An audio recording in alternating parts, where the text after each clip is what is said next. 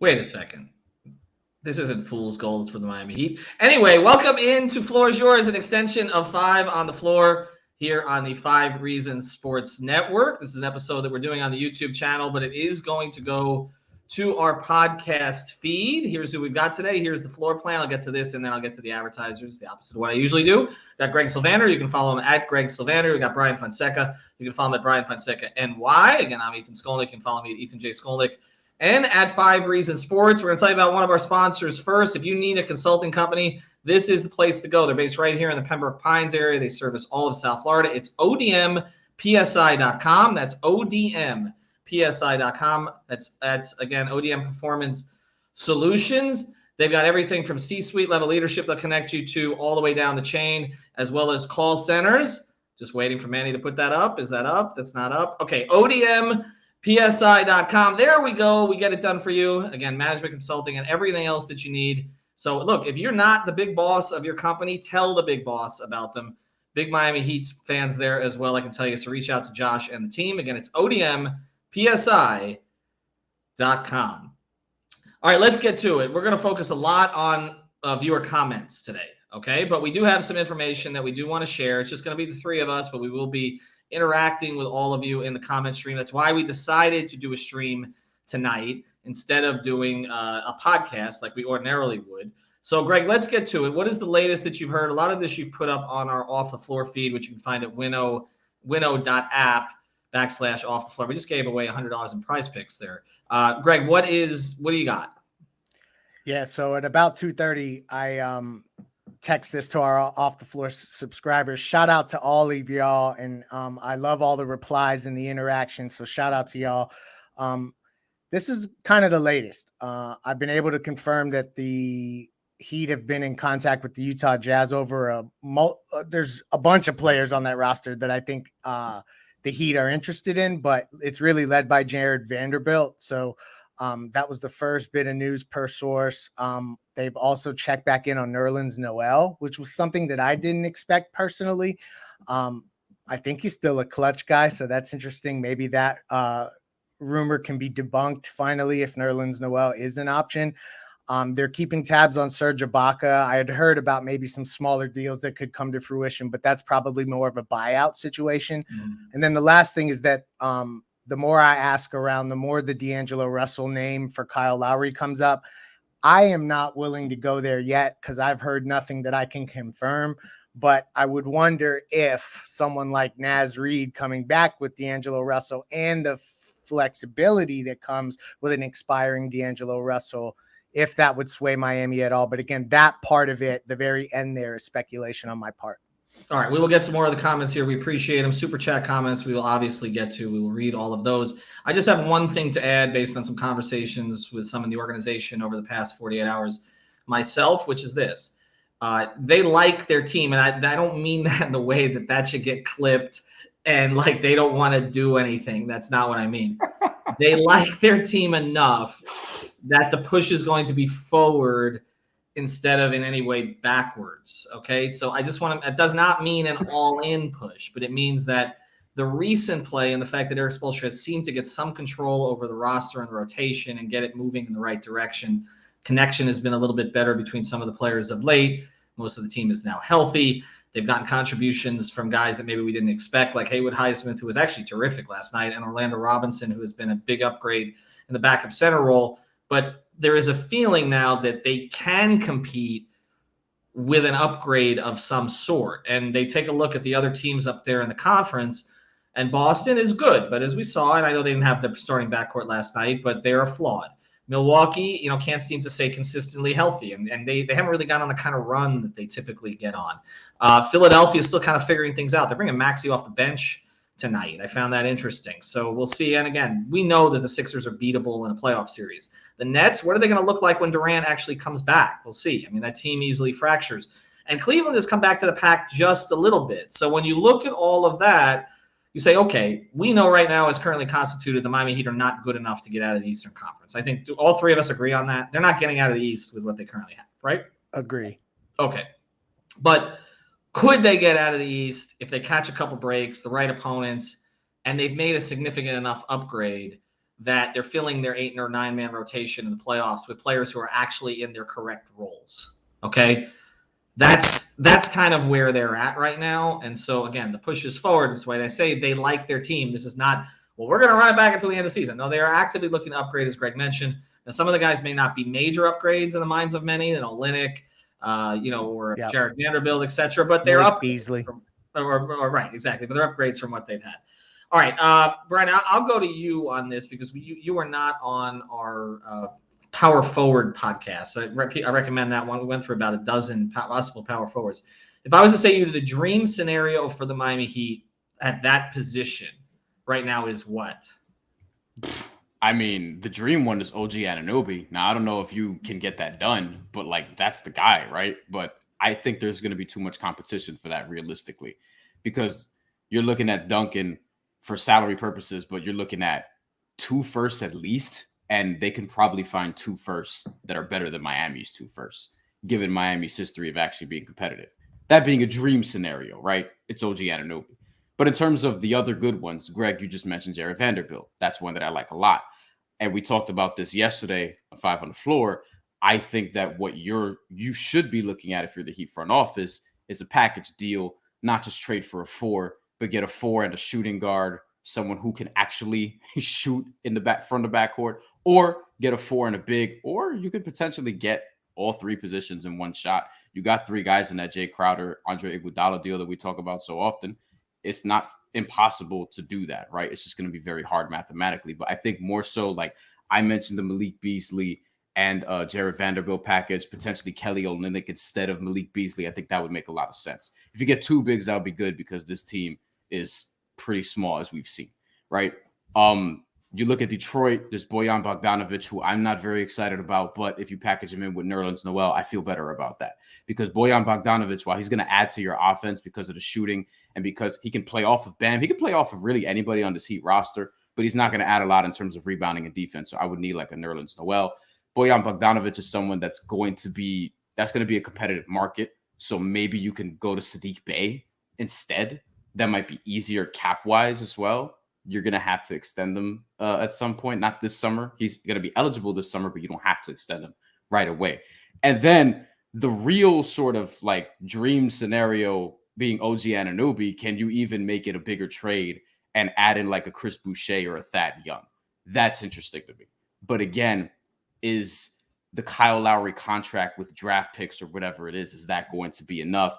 And then there's another scenario where I'd be watching Portland. I don't know what they're going to do. Yeah. But Jeremy Grant is one of the few expiring contracts that I'd feel comfortable trading for because I think you could extend him and he could play long-term next to Jimmy, next to Bam, next to Hero, and you can sort of figure that out as well. I love that idea.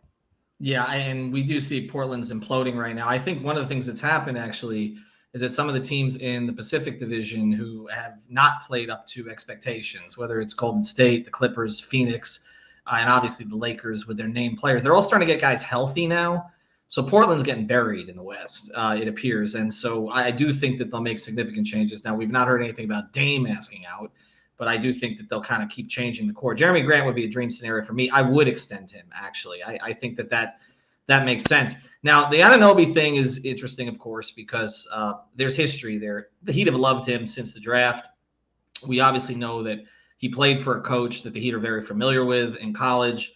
So there's a hell of a lot of interest there. But how many first-round picks do you give up? And Brian, you mentioned something that's a little problematic for the Heat out there in the trade market, which is that, their first-round picks are not worth as much as some other teams' first-round picks because they don't tank. So, it's not even a protection thing. You're just not getting the kind of value. So they almost have to get first-round picks from other teams that might be more valuable, might be closer to the middle of the first round or a little bit higher than some of the other teams that we're talking about. Let's get to some of the comments here, and then we'll circle around. From Donut Dan, yes, please.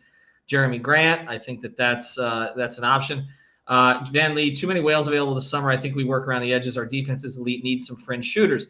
They are looking for shooting. There's no question. And the other thing about getting a shooter is if they don't trade Strus, but they do trade Robinson one way or the other, they know that they need another shooter in the system. Yeah. They don't have shooting in the system right now. So it gives you a little bit more flexibility with Max's contract situation coming up if you've actually added someone who can be a shooter. I mean, Haywood Highsmith is not projected as a shooter, even though he made 4 threes the other night. Greg, when we talk about Anunoby, is he worth, in your view, kind of going all in on? And I'm not saying all in like the Mitchell thing or the Durant thing, but I mean, you're going to be sacrificing a large number of your assets or your acquired assets to get him. Is he good enough? I mean, I love him as a player, but is he good enough for that? Like, if that's the last piece that you're adding to this team around, say, Tyler and Jimmy and Bam, is that a championship contender?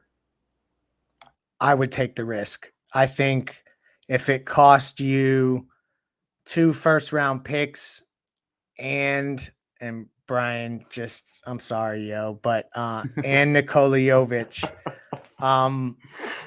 I think like that's like the kind of all-in move that I think we typically see Pat Riley do. We don't see him minimize risk at a moment when you have a team that at least has somewhere deep down in that core an Eastern Conference Finals run amongst them. And Jimmy obviously is still Jimmy, and Bam and Tyler have all individually been great.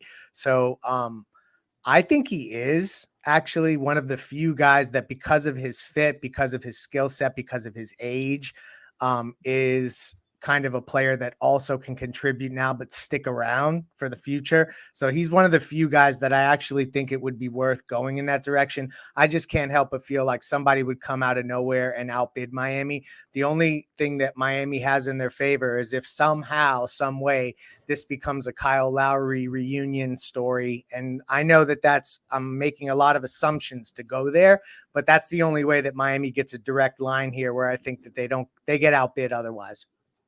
Is there value in just keeping the Lowry contract for the summer? Yes, there is. That because it's going to be more valuable in the summer because it's going to be expiring, and I think that's the thing that people may miss here. Yes, there are a lot of Heat fans that want to get Kyle Lowry out of the team, but realistically, one, it's not going to be easy to do, but two, you probably want to hold on to that contract for June and July, because that's one of the contracts you could actually move, especially in an era where cap space kind of overrated. It's not 2010 anymore, where like you're looking at free agents hitting the market. Like, guys are re-signing deals. Actually, Brian, it has virtually no value. I mean, mean, Pat kind of hit on that even before the Jimmy acquisition. That's just not even in the equation anymore. Like, you're not holding cap space for anybody. I mean, in 2010 we talk about it, but that was a debate. 2008, 2009. When Dwayne was at the peak of his powers, and it was kind of like, okay, do you go get Lamar Odom? Do you go get Mo Williams? Do you go get at this stage, like, you don't worry about that. You're going to no one takes less under the cap and under the tax, basically. You said it before. We're talking about PJ Tucker was like one of the biggest free agent acquisitions last year. PJ Tucker. He was the second biggest contract to change teams after Jalen Brunson, which just tells you everything. Let's get to some of the comments. I'll read them so people can hear them on the podcast feeds as well. From Welsh, you have upgrade the power forward and shooting right now and use Lowry's expiring in the summer. I think that's the most likely scenario here. Agreed. Something that they do. Also, for what it's worth on the OG Anunoby front, this is part of the appeal for trading for him. He's at $17 million this year, and he has 18.6 next year. Then he has a player option the year after that. So he's somebody who's like under contract. He'll probably opt out by then for more money, but you have him for at least more than a season. Yeah, I mean, he's going to outperform that contract. There's no question. He is absolutely a Heat player. Like, there's no. Yeah. If they acquired him, I don't think anybody like, why did they do that? Is he undersized as a 4? Nobody will be concerned about that, I don't think. From Aaron Anders, so if Lowry's traded, you're good starting game for the rest of the season. Is he the future long-term for the Heat? I'm good starting him the rest of the season. Is he the future? They'll determine that with an extension. I'll say this about that, okay? The same people are in charge that have done this kind of thing before. Tim Hardaway was declining towards the end of his Heat tenure. People don't remember that, or they're not old enough to remember that. He was not on good terms with the organization. By the end, he was unhappy about some of the clauses in his contract, the 3-to-1 assist to turnover, the fat clause, okay, all that stuff that they used to put in there when you could put some of that stuff in there. And he was not performing at a high level. He was dealing with a foot injury for a lot of the time. And Anthony Carter, who's now on staff, was ready. I mean, they felt he was ready, and he won them a playoff series against Detroit. He played well against the Knicks, and they went with him. And, you know, everybody mocked that contract because he didn't work out so well. And then, of course, that led to them getting Shaq when Bill Duffy didn't file the papers and all that.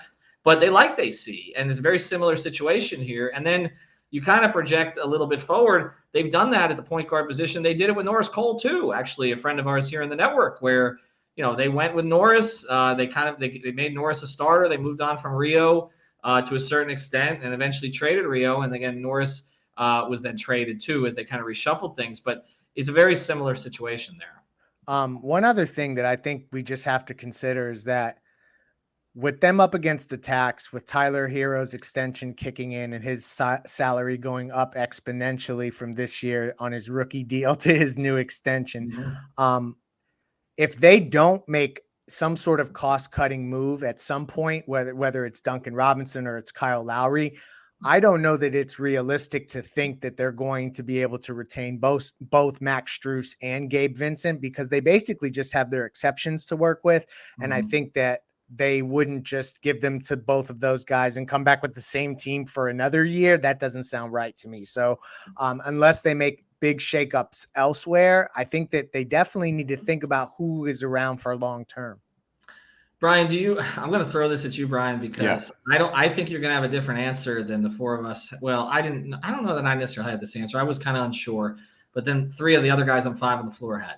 What to you is worth more to another team in a trade? Not to the Heat, but to another team. Nikola Jovic or the Heat's 2023 pick? It's the first round pick, because I think internally Jovic probably has more value here, as he should. Because the Heat, I mean, we've talked about their developmental success, and this is part of the, you want to call it controversy, quote unquote, is that when you're looking at Gabe Vincent being made into a player, Max Strus being made into a player, it's like, imagine what they can do with someone who had more of a pedigree, younger, more talent, a first round pick like Nikola Jovic, and like, you know, some of the guys that Cam Reddish has been linked to this team, right? I don't know if that's going to happen, and I'm not sure I would do it, but guys who have that level of talent, imagine what they can do in developmental. But for another team, I think they'd value the first round pick because they get to decide what they want to do with that pick. And the unknown is often more attractive, especially if you're another front office who's like, yeah, and you're going to get that first round pick with 4 years of control, where Jovic has 3 more and he's coming off an injury. Couple things that come in here. One comment from, I believe, Dean, before I get to this one, that came in from Dean was, I think Strus will command more from around the league, so Vincent is likely the one they retain. I have talked to a couple of agents about that. They agree with that. They think Strus will make more money than Vincent on the open market, even with his decline in shooting this year. I had one agent tell me $80 million. I was like, that surprises me. I don't think it's going to be anywhere close to that. And I do not think the Heat are going to go that direction again. They just did that. No. So I don't believe that. Let me ask you before I get to this next comment here. Greg, do you think that Duncan Robinson has played his last game for the Miami Heat? Maybe not yet. Well, yeah, because he's out. That's true. Yes, I do. I think that they actually find something for Duncan here at the deadline. I think that it may cost them that 2023 pick. They put some lottery protection on that thing, and I think that they actually are going to figure something out with his deal. All right, we'll get some more comments in a second. Before we do, I do want to tell you about a great sponsor of the 5 Reasons Sports Network. It is Prize Picks. Use that code 5, F-I-V-E. Get that initial deposit matched up to $100. Go to prizepicks.com.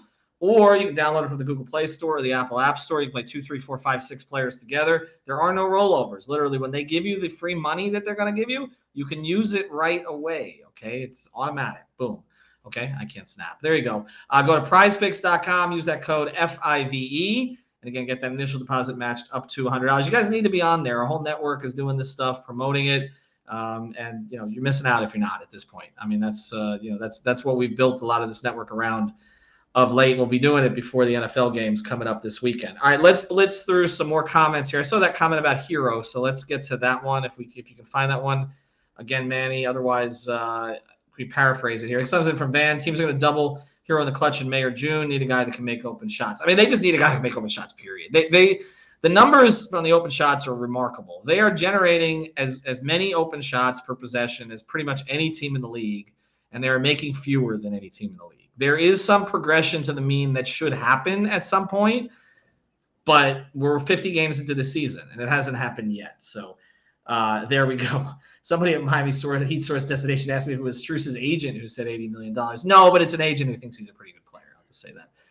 This comes in from Mr. Fresco here. Sending Jovic elsewhere is stupid, high IQ shooter and young to develop. No question. It just comes down to, whether or not they're going to, they value him enough that they'll keep him out of all these trades. But why is this saying Ethan Smiley knows something Duncan has done? I don't know anything about that. It's a question I threw out there. Like, who plays first, Dedmon or Duncan? But Dedmon's actually like mobile at this. I mean, well, Duncan's mobile, but he's got the hand injury. So I was just asking the question. That's all. But anyway, where was I? I'm sorry. Someone earlier, way earlier mentioned the Clippers forwards, and I do think that, I mean, we kind of got away from like Marcus Morris at some point, but I don't know, Greg or Ethan, do you guys have intel that suggests that that's somewhat that they circle back to? Because I feel like that's the kind of forward that they tend to get.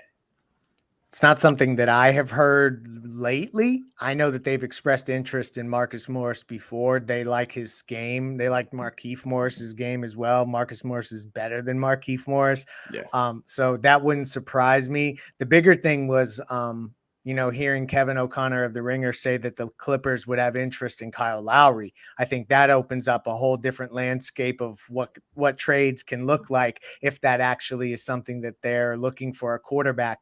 I was looking at some of their box scores recently just to get an idea. They have no point guard running that team. Nope. So if there's credence to that, like, I think that is interesting because they have an overabundance of the players that Miami lacks. So that'll be interesting to see if they do become, trade partners, but it's not something I've heard yet personally. Well, add to this, Kyle Lowry and Kawhi Leonard won a championship together. So true. Exactly. There's very good history there. And they're not dangling Paul George out there, are they? I mean, if they are, that's a conversation that the Heat should have. Of course. Although but Ethan, you've heard from folks out west that Robert Covington could be a name. That was a while ago. Can he still play though? That's my question. Yeah. Like I feel like he's always been kind of overrated, honestly. He's got quick hands. But I mean, at this point, like, is he a significant upgrade? I mean, let's just ask this question here, and let's be fair to some of the guys on the roster, okay? Mm-hmm. Like at this point, you guys got to be a significant upgrade to Haywood Highsmith. And I'm not saying that you're planning on Haywood Highsmith being your starting four going into the postseason, although I think the Highsmith-Martin conversation is one we should actually have on a podcast coming up, because it does seem like there's a tilt towards Highsmith lately from Spoelstra. But, I do think before we're going to talk about trading for a guy, like, is the guy a significant upgrade? Does he provide something significantly different? Like Kelly Olynyk may not be a significant upgrade at this stage over what Haywood Highsmith has given them lately, but he gives them something significantly different. He's more of a range shooter. He's going to operate from different parts of the floor. He's a much better ball handler, obviously. Rebounding wise, I don't know. I might even take Highsmith, honestly, because he plays above his size. Kelly plays below his size. But that's what I'm saying. Like, it has to be somebody who either gives you something different or something much better. And I don't know that Robert Covington at this stage gives you something much better. I mean, it's got to be a guy who's going to play in an 8 or 9 man rotation in the playoffs and is going to be a possible closer if they need him. That is what you're looking for here. And if it's not going to be a frontline player, like, let's just say that they're resigned to the fact that they're sticking with this lineup and they're going with it and they need to fortify the front court. Whatever player they get, they need a 4, but Bam needs a backup too. And Orlando Robinson, while he's played well in a playoff series, high leverage situations, I don't know if we want to rely on that. So whoever the player is that does come needs to have the ability to play the 5. And I don't know that Robert Covington or Marcus Morris necessarily are built for that particular role. All right, I'm going to have Manny put up one more sponsor here. So give him some time to do that. It's our sponsor, Better Edge. So go to betteredge.com. While we're doing that, we'll get to some comments to close this episode. Again, go to Better Edge. That's BettorEdge.com/5 reasons. Go there and you get $20 to play. This is peer-to-peer betting. Just so go there and check that one out. This, again, is legal in the state of Florida and 44 other states. They're not based in Costa Rica. They're based literally in Minneapolis. Okay, so this is legal. This is not a bunch of people showing up at your door giving you money orders, okay, or all that stuff, and you can't get your money. And also, The great thing about it is you can find the line you want because, again, you're betting against other people on the site. You're not betting against the book. So the lines are a little bit different, and they can be a lot better for you. So go to betteredge.com, go to betteredge.com/5reasons, and that's with the number 5 reasons, and you will get $20 free to start playing. You can play on our contest as well. All right, Manny, we're going to blitz through. Like, give me 5 comments here. You just throw them up. We'll do 5 comments. We'll close this episode. Appreciate Brian joining us here today. This comes in from Miami Heat Source Destination, which you can find on Facebook. That one I know for sure. I can't believe I'm sitting here actually thinking, I hope we trade for Kelly Olynyk. Likewise. Olynyk, look, but Greg, you mentioned, and both of you have mentioned, guys who could potentially close. Mm-hmm. And Olynyk and Vanderbilt package, I think, is one of the better and smarter things you could actually do.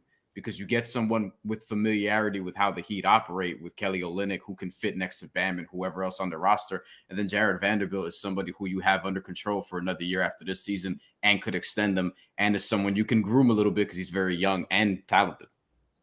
No doubt. Get to another comment here. A lot of Mo Bamba comments coming in here. Yes. There we go. Our friend Eternal, the Vic Oladipo supporter. Mo Bamba he was right about Vic. I'll say this about Mo. You talk about somebody who can give you something a little different than what they have. He's that.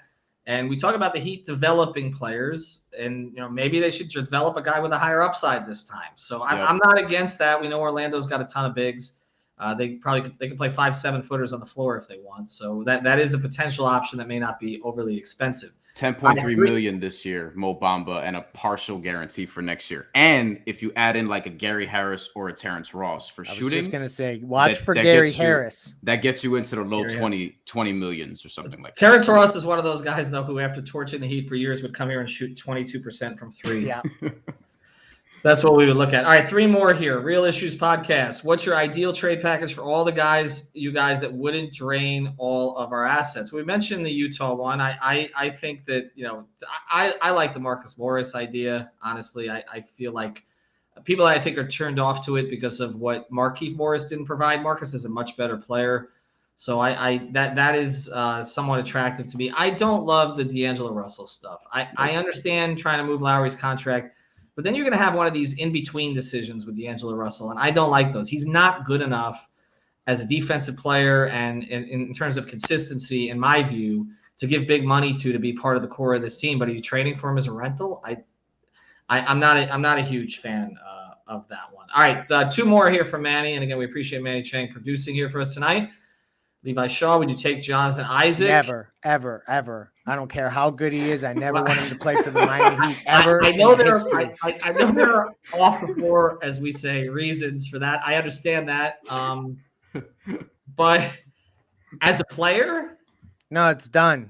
He's not playing for the Heat. Player. I mean, we don't even know what he is. I am the ultimate authority as it relates to this topic, and that is the Miami Heat. He is not playing for the franchise. Moving on. In fairness, though, Ethan, I don't know. This is probably the last market you want to put him in terms of how, just all the shit going on down there. Yeah, I don't know. I understand. I'm not arguing with that. I was saying he's kind of the perfect big next to Bam. Well, he's not a big, but you know what I mean. Ethan, from you of all people, I'm just you're breaking my heart. You know where I lie politically, so I'm trying to avoid all of that conversation. You know where I'm at. You know that's not probably something that Mickey and would take on either. But I'm just saying, as a player, he's an interesting player if he's healthy. Keep it going here. Let's go with 2 more here before we close. 2 more. From Welsh. You think they could pull off an Olynyk, Vando, Beasley package, Greg? Not unless they were including Lowry, and I don't think that's viable. So unlikely that you could get all 3. All right, let's close it. Give me 1 more.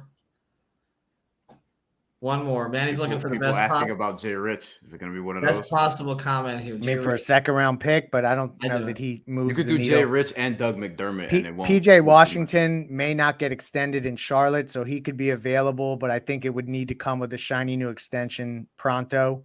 So here's a comment from our host of 3 Yards Per Carry, which you should check out. Shout out. We posted a new episode. Yeah. From Alfredo Arteaga. Luke Kennard's minutes have been steadily reduced all season. As if they're saving for something injured now, I would explore that Clippers roster. They're a one-stop shop. Also, they have a good relationship with Lawrence Frank. That's helpful. That does matter. There's a trust level there with him, so that wouldn't be too bad. Eternal, we give you one more. Why not? How about Buddy and Miles shooting and size? Well, that's a dream package. That's going to cost you more. Yeah, but I mean, you need Lowry for that. It right? costs. Right. No, I think it would cost what OG would cost essentially. Okay. Like in terms of draft capital, draft capital. I think you need Lowry's contract for that. I mean, I do it, but I don't know if Indiana would. Luke Kennard, just for housekeeping here, 13.7 million this year, 14.7 the next, and then has an option, a club option for 14.7 the year after. Well, that's the difference between him and Duncan. Yeah. And if you get him and Marcus Morris or something like that, that's gonna good luck trying to match the salary. I mean, if they want Kyle Lowry, though, that's one way to do it. I mean, if you find a taker for Kyle Lowry that's going to get you something significant back, I'm in favor of that. I just think most of what we're going to see out there, they're going to be better off holding Kyle's contract to the summer. All right, thanks to Greg. Follow him at Greg Sylvander, Brian Fonseca. Follow him at Brian Fonseca. And why? Check out Prize Picks. Use the code 5, odmpsi.com. Again, tell your boss about them. Just tell them they're great. They are. And also, of course, Prize Picks. Use that code 5, FIVE. Have a good night, everybody.